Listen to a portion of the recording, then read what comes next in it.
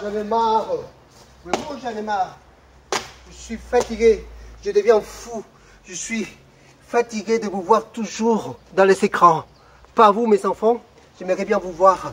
J'aimerais bien parler à vive voix avec vous. Je suis désolé. Je suis comme ça depuis la nouvelle d'hier soir. Peut-être vous êtes en train de me dire aussi, mon père, nous avons marre. Pourquoi? Parce qu'on ne peut pas participer à la messe. Pourquoi? Parce qu'on ne peut pas venir à l'église pour prier. Oui, mes enfants, je vous comprends. Mon père, oui. Qui est là? C'est moi, mon père. Le Peflix? Oui, mon père. Qu'est-ce que vous arrive? Écoute, le Peflix, je suis fatigué. J'en ai marre. Je deviens fou. Je ne sais pas. Mon père, calmez-vous. Calmez-vous. Nous allons prier ensemble. Vous vous rappelez, vous vous souvenez de l'évangile de ce dimanche? Là, le Seigneur nous parle de quelque chose hyper important, l'espérance. Vivre dans l'espérance. C'est vrai que le désir de plusieurs personnes et la vôtre, mon Père, c'est célébrer la messe avec vous fidèles dans l'église. Mais pour le moment, on ne peut pas. Prions avec espérance.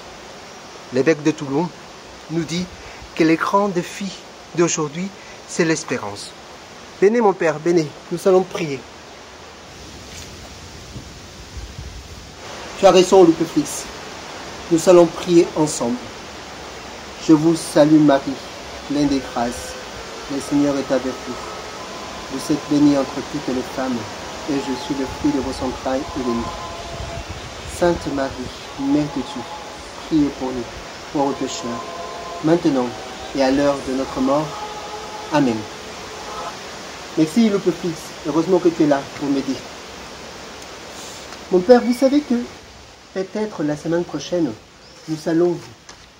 les écoles vont ouvrir et nous allons aller à l'école. Oui, je ne sais pas. Et alors, je me prépare, mon Père. Tu te prépares. Oui, je me mets en route. Et comme cela, comment ça s'est fait? En fait, ce dimanche, à la messe, on a parlé du chemin d'Emmaüs. Et j'ai eu une bonne idée. Ah bon? Attends le Peflix.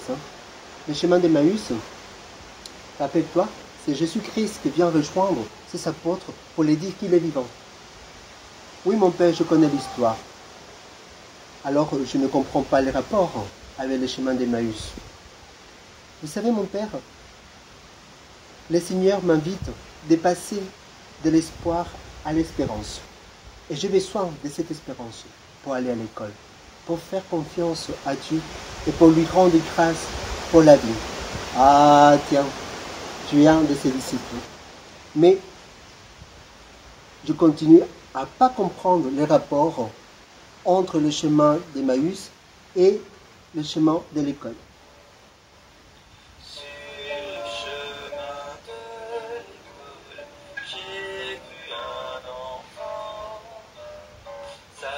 C'est simple, mon Père. D'abord, il faut savoir que l'espoir et l'espérance sont deux manières différentes d'attente et bien souvent confondues. L'espoir m'amène vers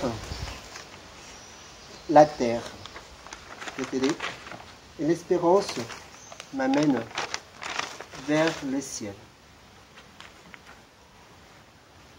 L'espoir, c'est une construction de moi-même. J'imagine le futur et je me projette.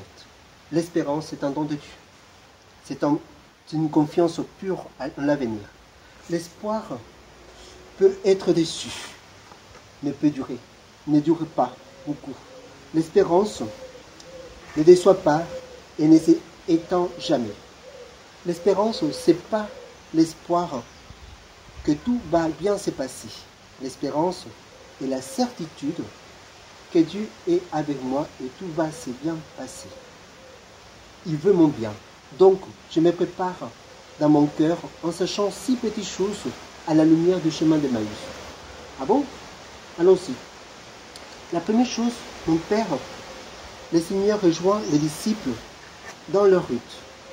Et je suis certain et sûr que le Seigneur vient me rejoindre chaque matin quand j'irai à l'école. La deuxième chose, les disciples sont tristes. pour la situation. Moi aussi, je suis un peu triste. Je suis un peu, à vrai dire, je ne sais pas comment faire. J'ai un peu peur. La troisième chose, le Seigneur les explique les Écritures à ses disciples. Et le Seigneur aussi me rappelle sans cesse d'avoir foi en lui et de prier. Également m'invite à suivre toutes les indications de sécurité. La quatrième chose, les disciples disent, reste avec nous, Seigneur. Moi aussi, je demande qu'une seule chose au Seigneur, d'y rester avec moi pendant ces temps, qu'il me donne la paix. La cinquième chose, les yeux s'ouvrir des disciples. Pour moi aussi, mon Père, mes yeux s'ouvrent à la foi et j'ai plus confiance en Dieu. Tout seul, il est avec moi. Mon intelligence s'ouvre également pour étudier et prier. Et la dernière chose, le dernier point, les disciples retournent à Jérusalem pour retrouver les autres apôtres. Moi aussi, à la fin de ma journée, je retournerai en bonne santé, chez moi, avec ma famille. Voilà mon Père, pourquoi je vous dis que le chemin d'Emmaüs m'aide à préparer mon chemin à l'école. C'est un chemin d'espérance. Dieu est vivant, il est à mon côté, il est avec moi. Eh bien, bravo Lupiflix, tu m'as appris quelque chose d'important et tu nous as appris à nous tous. Donc je vous souhaite, mes amis, d'avancer dans la foi, dans cette confiance et surtout de vivre de cette espérance. Dieu est vivant, il est à ton côté. Dieu nous accompagne, Dieu nous guide et Dieu nous protège. Prions ensemble et je vous dis à une prochaine fois. Au revoir.